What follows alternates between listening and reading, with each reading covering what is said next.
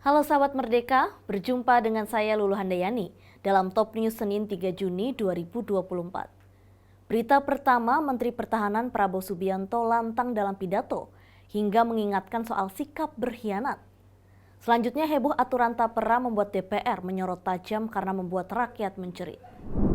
Menteri Pertahanan Prabowo Subianto melakukan kunjungan kerja ke Akmil Magelang pada Minggu 2 Juni kemarin. Prabowo dalam pidatonya memberikan pengarahan kebangsaan kepada para siswa Diksarmil, sarjana penggerak pembangunan dan kadet Universitas Pertahanan. Presiden terpilih itu berpesan bahwa generasi penerus bangsa harus selalu menjaga semangat.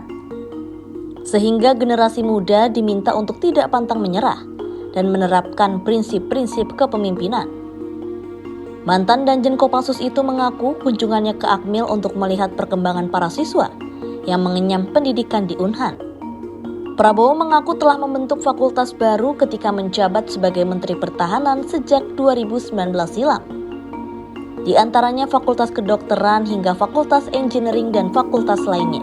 Kita harus koreksi diri, kita harus mawas diri, kita harus berani melihat diri kita, melihat bangsa kita, melihat kekurangan kita, dan jangan menipu diri kita sendiri. Jangan membohongi diri kita sendiri. Kita harus mengerti, kita harus mengakui bahwa bangsa kita banyak kelemahan. Hanya bangsa yang mengakui dan mengerti bahwa bangsa itu punya kelemahan, bangsa itu bisa memperbaiki kelemahannya, bangsa itu bisa menutupi kelemahannya, bangsa itu bisa mengejar ketertinggalannya, dan bangsa itu bisa jadi bangsa kaya. Kalian yang dipilih dari sekian ribu orang memenuhi syarat, mudah-mudahan rektor setia kepada merah putih, mudah-mudahan kau tidak berkhianat, mudah-mudahan seleksimu baik, mudah-mudahan tidak ada yang menyogok kamu untuk menerima kader-kader ini.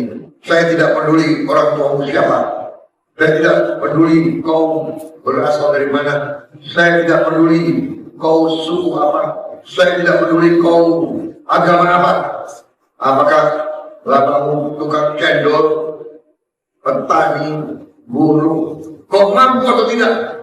Karena bangsa kita butuh anak-anak yang paling pintar untuk mengangkat bangsa kita, mengejar ketertinggalan.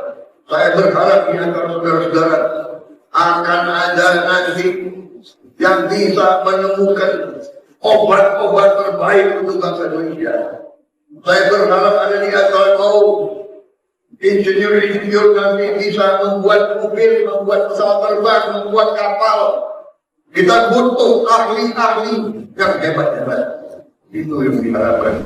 Berita selanjutnya, polemik iuran tabungan perumahan rakyat atau tapera menjadi sorotan tajam publik. Kondisi itu menjadi sorotan tajam Komisi 6 DPR Herman Khairon usai mendengar berbagai masukan masyarakat terkait tapera. Hadirnya kebijakan tapera membuat pemerintah bakal memotong gaji 3% bagi pegawai swasta. Peraturan ini paling cepat akan berlaku tahun 2027. Manfaat tapera difokuskan untuk kepemilikan rumah pertama bagi masyarakat berpenghasilan rendah meskipun sudah ada rusun. Atas situasi itu, Herman menegaskan DPR tidak akan tinggal diam terkait tapera tersebut. Memang hari ini saya kira tapera menjadi perbincangan, perdebatan, termasuk juga kami mendapatkan banyak masukan, pandangan dari masyarakat. Oleh karenanya, dalam pemikiran saya, memang tapera jangan menjadi mandatori di dalam peraturan pemerintah, tapi menjadi pilihan. Karena kalau menjadi mandatori kan wajib dilaksanakan. Dan tentu banyak aspek yang harus dipertimbangkan secara teknis. Misalkan, apakah memang yang masuk dalam kewajiban ini yang belum punya rumah atau yang sudah punya rumah juga gitu. Kan bisa jadi kalau misalkan memang tapera ini diperuntukkan bagi masyarakat yang berpenghasilan rendah, baik korporasi maupun individu maupun mandiri, maka berarti ini mandatori semuanya harus melakukan itu. Nah, apakah juga ada pilihan tidak bagi seorang pegawai dalam perusahaan tertentu yang dia pilihannya adalah tidak ikut serta dalam kepesertaan tapera. Karena apa? Dia sudah punya rumah warisan misalkan. Pertanyaan selanjutnya, apakah kalau ikut tapera juga lokasi perumahan yang nanti dia miliki dekat tidak dengan lokasi kerjanya? Nah, kalau lokasinya jauh, lokasinya harus menempuh perjalanan 3 kali naik angkutan kota misalkan sehari. Ini kan juga semakin tidak efisien dan akan menjadikan biaya tinggi bagi mereka, bagi masyarakat yang berpenghasilan rendah. Bukan hanya potongan 0,5 dipotongkan dari perusahaan, 2,5 dipotongkan dari penghasilan dirinya, tetapi lebih daripada itu adalah pengeluaran yang harus dia keluarkan. Total pengeluaran yang harus dia keluarkan. Ada potongan BPJS, ada potongan jaminan hari tua, ada potongan dan lain sebagainya.